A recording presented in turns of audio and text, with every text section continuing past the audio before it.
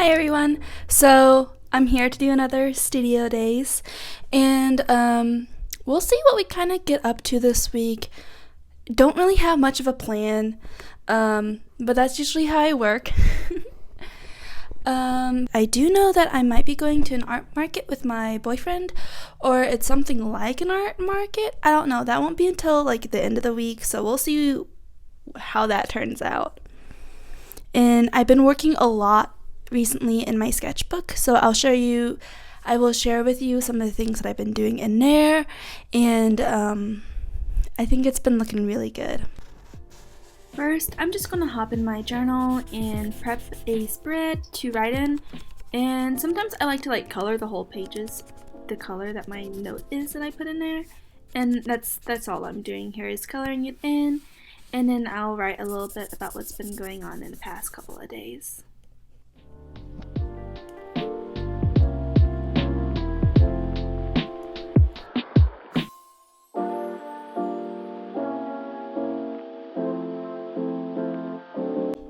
I am just going around the loose corners and gluing them down to make sure they're extra secure in here. I know sometimes I have problems with things falling out, so this is preventative measures. And of course, it's not a good journal page without a bunch of stickers. So I'm going to slap some stickers in here, and then I believe I will get ready for the next activity here in a minute.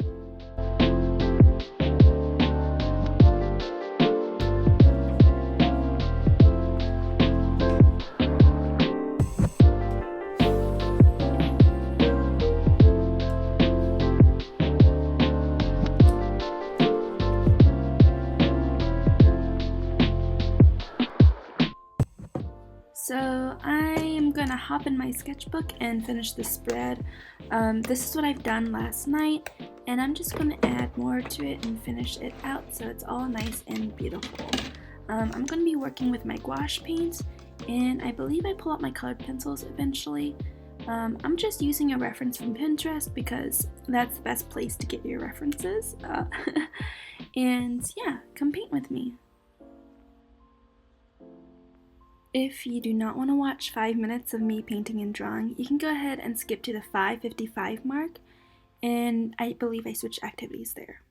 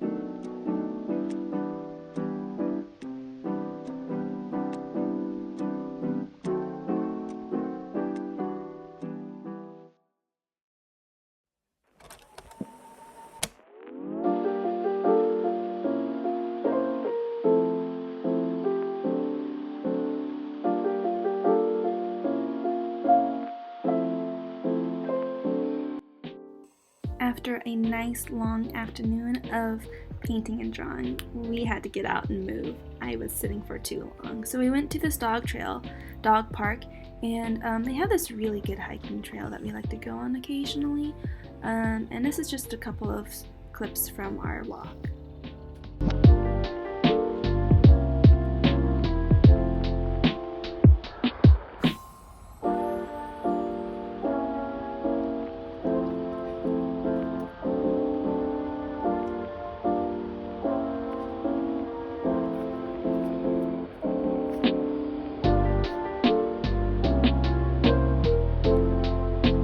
It is a new day now, and I feel like yesterday was pretty nice and successful for what I was doing. I ended up spending a lot of time in my sketchbook. Yesterday when I was painting, I did notice that my gouache it's a little empty, and it needs to be refilled just a little bit. Some of my pots are low, so like I think I know I've got some like fancy neon green that I want to put in there, and I want to see if I have any more hot pink. And I'll probably put some more white and yellow in. All the other colors should be alright for now. This little tote right here, it's technically a makeup bag, but this is where I keep all my extra paints, so my gouache and watercolor tubes. Mostly because I don't like to work out of it like with the wet paints too much. There are times when it is nice, but generally I just work with the solid, well, hopefully not completely dried up, but more dried up paints. This tray makes it really easy and portable rather than carrying around all of my tubes. But this is the really fancy neon green gouache that I got. My boyfriend got it for me for Christmas last year, and I don't think I've really opened it. Let's see if I've opened it. I have opened it. So I know my pans are pretty dirty, but it doesn't bother me too much. I know some people are like, oh, my paint's gotta be perfectly clean all the time. And like, honestly, realistically, that's not gonna happen, first of all. But also, it's just, sorry. It's just kind of a pain. I'll show you the paints that I got last Christmas from Shin too. He got me like a starter set of watercolors, just like the basic mixing colors. And I've been kind of scared to use them because like they're fancy watercolors and I don't want to waste them. I'm not the best watercolor painter, but I've been wanting to go more into that. I know that gouache is essentially just like a thick form of watercolor. It's like, oh, well, aren't you technically painting with watercolors? And like to some degree, yes, I am. They are a water soluble medium, but they are supposed to be used thicker. Yeah, so I don't have any more hot pink. I do have my whites. I got like a nice big old little baggie of this because I do go through my white and I do muddy my white up a lot more than I should. So it is nice to have extra of this. And this is always so hard to open up. I might have to like go get some pliers or something. Oh no, I'm strong today. Okay. And because I do muddy my white up a lot, let me see if I can get you a better angle. I don't generally put a whole bunch. Hi. So like I was saying, because I do muddy my colors up quite a bit, I don't generally put a whole bunch of white gouache in there because that's like really thick. It kind of like dried out.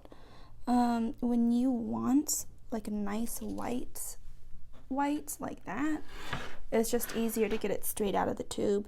And if it's all in my pan, it's all going to be dirty. Can I like scrape the edge of that off? There we go. That might be it. It is so hard to find like good gouache. I don't know. I just feel like it's so hard to find like really good gouache that's not like super expensive. Like, and I don't want the jelly gouache because that molds.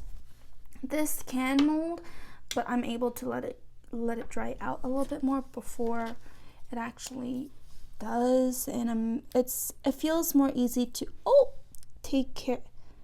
I really don't know what yellow is supposed to be in here to take care of than like the jelly gouaches. And now what I'm doing is just hitting it so it gets flat into my pan. See how like that spread out and this one's spreading out? Yeah. While I'm here with my paints out, I'm going to go ahead and see if I need to replace or add on to any of my watercolors. I don't think I do. I don't use my watercolors as much. So this side was their like pre-made pans that I got from my boyfriend's aunt for Christmas. And I asked Shen to get me watercolors. So it's kind of like some uncoordinated gift giving, but I'm really glad I got both sets because this is like a nicer set. These are the Winsor Newton watercolors, so they're professional grade, and I can use them on slightly nicer pieces. But when I'm just playing around and just like practicing and stuff, I can use these ones.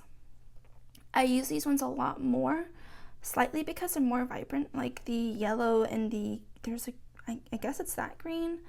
The colors just feel a little more vibrant to me than the Winsor Newton ones. I don't know why, but like the blue, like is this Persian blue?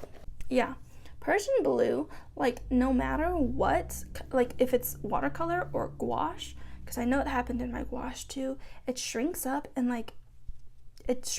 falls out. And it's really annoying, and if you know any tips to like keep that from happening, let me know. I don't think any of these need to be replaced right now, and so I'm just gonna leave them how they are.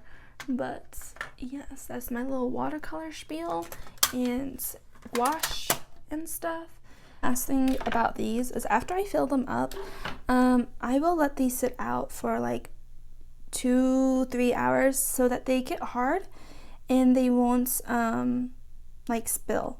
Even though I do have like one of those like leak proof, it's like silicone leak proof pan, I guess, palette, I do let my gouache dry out, as you can see, sometimes quite a bit because I forget to put the lid on, but I let at least enough where it doesn't move around easily. Like if you have it upside down, it's not just going to like melt to the top of the lid or whatever. With that said and done, I kind of feel like that I'm actually going to be spending a lot of time in my sketchbook this week. I actually have to go spray it too, so maybe I will take you out there to spray it. So I use this for my sketchbook. There's like some details about it, and essentially it's like a spray, it's a fixative, and it keeps like your pencil and sometimes your paint and your colored pencils, pastels, stuff like that from transferring over to the other page. I've got a lot of regular pencil and some colored pencil stuff happening on this page, so I want to spray it to make sure it doesn't transfer later. Always do this outside or in a very well ventilated area. It's essentially like spray paint.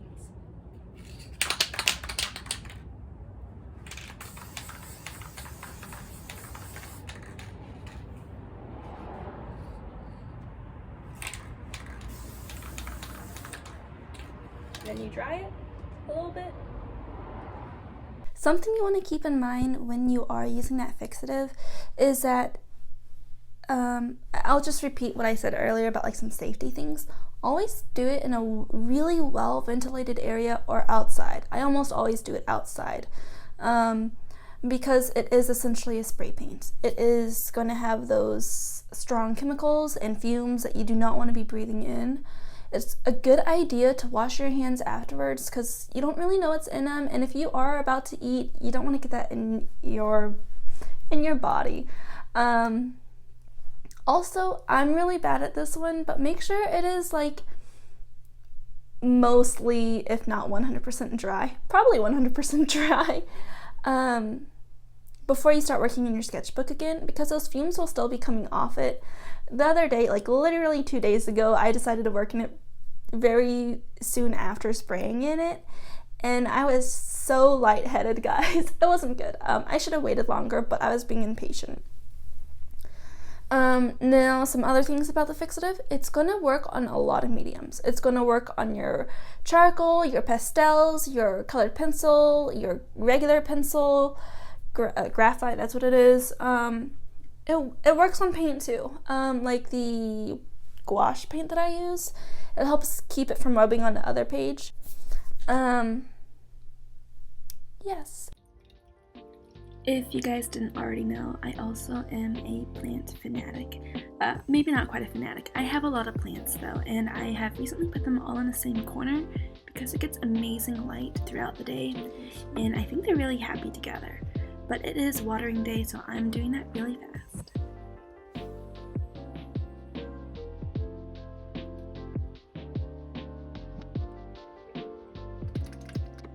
A very quick cleanup before I start on today's tasks.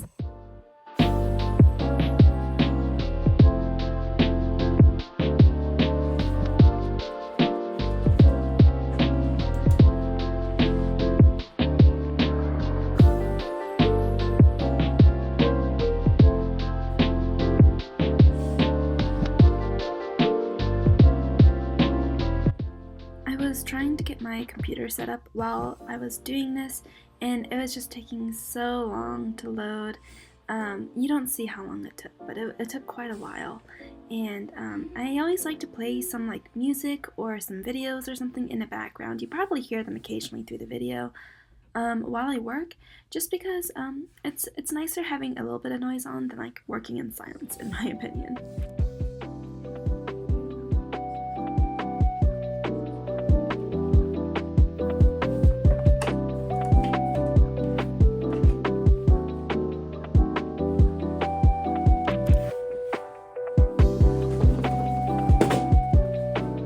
So now that my journaling for the day is done, I pulled out my beads and jewelry making stuff. Today I'm going to work on making a little bracelet for one of my pen pals, and it's just going to be a super simple bracelet, but I haven't done any beading jewelry stuff for a while, so I thought it'd be kind of fun to do. I believe I'm going to choose, yep, I chose light pink, and I think it's a nice little color, and I might mix it up with some blue in my pattern. We'll see what happens.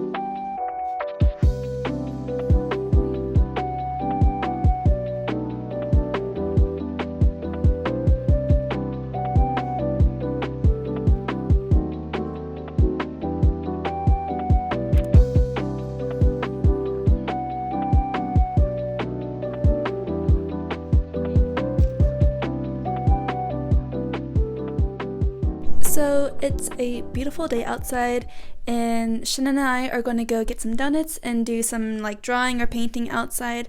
I just want to show you what I like to bring, real like my go-to grabs when I go out to draw or paint. So of course I'm going to bring my gouache and my watercolors because I'm not really sure which one I will want to have. I'll bring a mixing palette. I got this at like a creative reuse store. I really like this one. It was like 50 cents, which makes it even better. And then I'll choose my brushes. So generally I'll choose my larger brushes, not like the biggest ones, but like this round one, this flat one, and then like a medium-sized brush. I'm seeing that one. And there should be like another medium-ish size, but I think I might just take these three for now. And then I also have an aquarelle brush. Let me grab that. This little guy, I will need to fill him up, but this, if you get a good quality one, these are really great for on the go if you don't want to bring like a jar and water for your painting. Whoops, oh my gosh. I'll bring either like, I've got a paint towel somewhere that I use to just kind of dry my brushes in between painting colors, or you can bring like some paper towels to do that. So I have various bags that I like to use to take my traveling art supplies in. But today we're going to take this one because, wait, if I jump high enough, will you be able to see?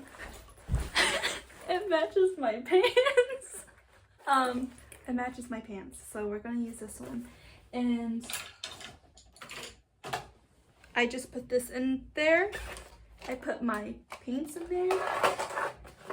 Loose. These guys, and I'll put them in this little pocket so they're separate because they're a little, oh, they're a little too long. Okay, they're going to go in there loose too. And then I'll probably bring my colored pencils too. And then my sketchbook, and we'll be good to go. Here are the pants, by the way, in the bag. They almost match perfectly, in case you didn't believe me. So like I said, I'll also bring my colored pencils and just throw them in my bag. I'll put my eraser in there. I use Prismacolor pencils. But I've been wanting to get into the, I have one of them, the Polychromos. Chromos from Faber-Castell. I have a handful of these. These ones are oil-based and not wax-based like the Prismacolor. So supposedly the blending is supposed to be nicer on these. But I have those. Essentially all my nice colored pencils are in here. My pencil sharpener, because you always need one of those. And I believe I do have a pencil in here. If I don't, it's not the worst thing. And then my favorite pencil that I've been using recently, I think you saw some drawing with me of it, is like the rainbow one. It's like just a Dollar Tree pencil. And if you look at the back, it's like, I know it's not focusing, it's like rainbowy. And these are fun. I've been drawing with this recently and it's been super fun. All this in my baggie. Shen, come here. What? Come here. What? I got my boyfriend. Oh. And we're ready to go out and draw. Oh God.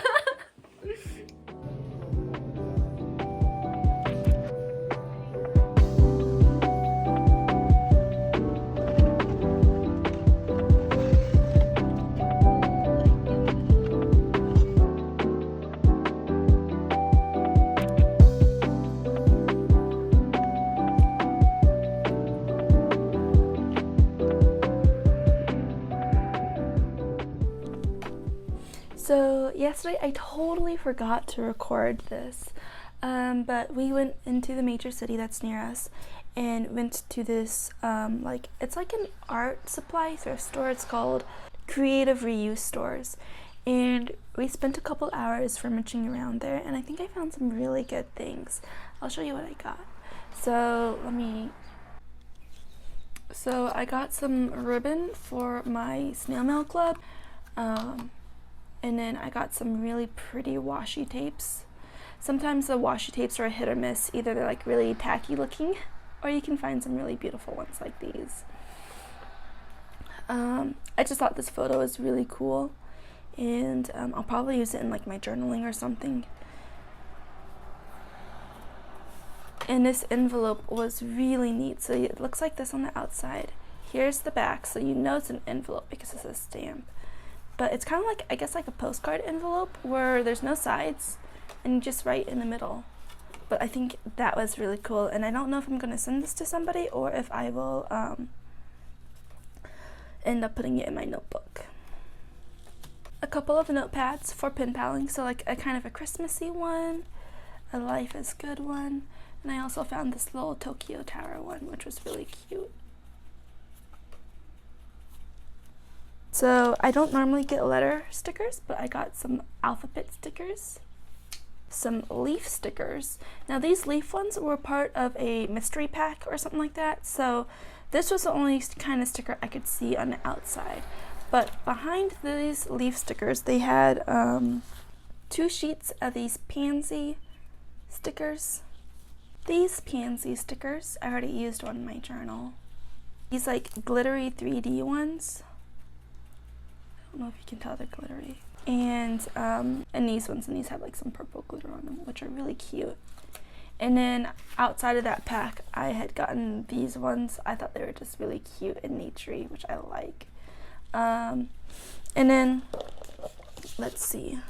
After the stickers, the last thing that I got was this big bag of fabric scraps. And what I plan to do with all these is make keychains for Christmas. And just like little animal keychains, and stuff them kind of like the plush ones. And I think they're going to turn out super cute and be really fun. We had also gone to an open studio art market of sorts. And it was in this huge building. It was like 9 stories tall, and we've been there before to check out this little bookstore, and it was really interesting because like so much of that building were artists. I kind of thought it'd be like, oh, lawyers and accountants and I don't know, realtors or something like that. But I would say like at least a third of that building was artists, which is really surprising, but really cool for that event. So we didn't stay there very long, but we went to go see that bookshop that we had visited before. And then we kind of meandered around, talked to a couple of the artists. We didn't buy anything, but it was a really neat experience. Looking at the different artists there, some of them had it set up like a gallery where you have like their large pieces on the wall, and then you have like the cheese and crackers and grapes and stuff on the table. So like very gallery-like. But then others were like very, like more like a market, like when you go to a craft market and you see the jeweler booths and stuff like that. And then others were just like, come into my workshop and look at me work, or my art stuff in here and things like that. So it was an interesting way to see like lots of different kinds of sales presentations, I guess, in one setting.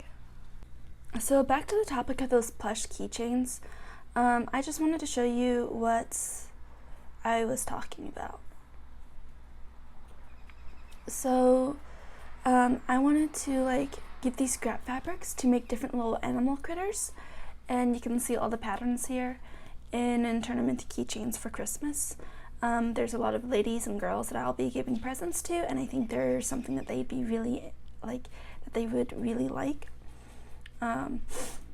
So what I plan on probably doing is like screenshotting these patterns and blowing them up to the size that I want them to be, and then tracing the fabric out of that, and then figuring it out from there. Yeah.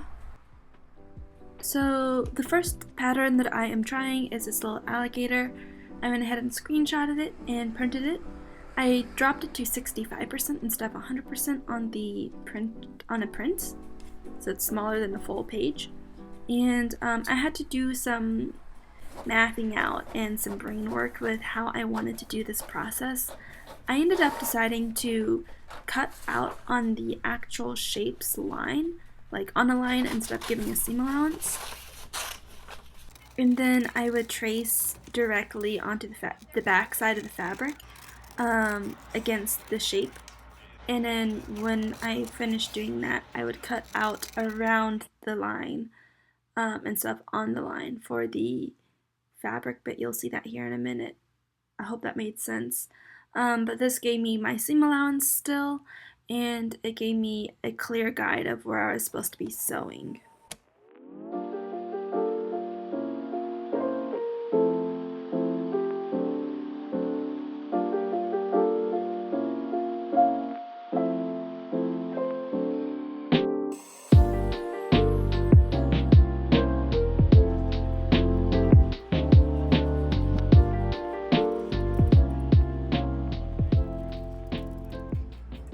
So I went ahead and skipped recording, like cutting out all of the pieces and sewing them together just because it's a little tedious. I'm about halfway through this one. It's a little alligator, and I'll show you. So I've got the inside out part. This is called the wrong side because it has all the seams and all that, and when you turn it inside out or right side out, I don't know, you have the outside, so you can see its little back scales and the ribbon to connect onto your keychains. And then if you look at the front, I know it's a little shapeless, but do you see the little eyeball bumps? Oh, it's gonna be so cute. Yes, so this is the top part. I need to finish making, I've got 2 of his little feet right here, 2 of the little feet right here, and then I need to finish sewing together the back feet, and then sewing on his belly, and I'll come back to you. Okay, so I finished pretty much sewing everything in. I've left that pocket and a little leg loose so I can stuff it. But he's so cute! Oh my gosh! And he has, I don't know if you can tell, but he'll have little nose nubbins after he's stuffed properly. These are going to turn out so good. And there he is, all done. I think that'll be so cute for a keychain. I'll sew some eyes on him later, but Thanks for joining me on this week's studio days. I hope you really enjoyed watching me create some things and do more crafty stuff than business stuff. I just want to forewarn you guys, I don't think I'll get another Studio Days video out until mid-December, and then probably not again until like later in January, just because the holidays are coming up and I feel like I'm going to be really busy. We'll see what happens. I will try to keep up on them, but you never know. And I will see you next time. Bye!